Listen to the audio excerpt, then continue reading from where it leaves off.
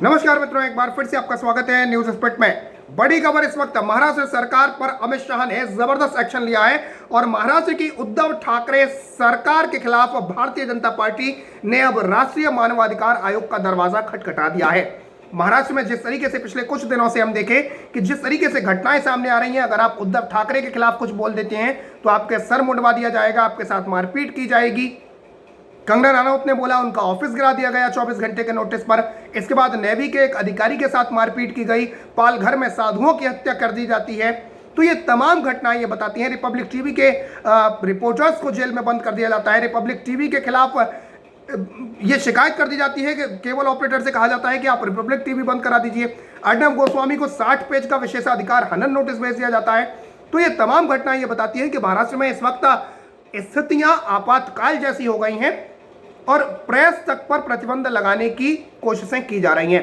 तो इसी सिलसिले में राष्ट्रीय मानवाधिकार आयोग का दरवाजा बीजेपी की तरफ से खटखटा दिया गया है और राज्य में बड़े पैमाने पर मानवाधिकार उल्लंघन की घटनाओं का आरोप लगाते हुए बीजेपी के राष्ट्रीय उपाध्यक्ष विनय सहस्त्रबुद्धे के नेतृत्व में महाराष्ट्र के राज्यसभा सदस्यों ने राष्ट्रीय मानवाधिकार आयोग के अध्यक्ष जस्टिस HL दत्तू को शिकायत दी है। इस शिकायती पत्र में कहा गया है कि बीजेपी सांसदों ने इस शिकायती पत्र में करीब 8 घटनाओं का हवाला दिया है।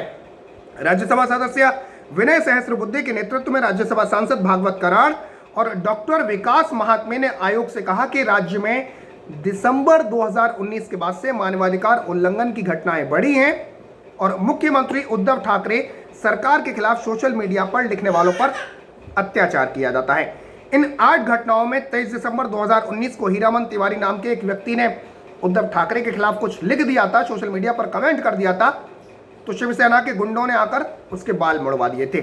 इस घटना का जिक्र किया गया है। इसके अलावा 16 अप्रैल को महाराष्ट्र के पालघर में साधुओं की हत्या और ड्राइवर की मॉब लिंचिंग का मामला भी इन 8 घटनाओं में उठाया गया है।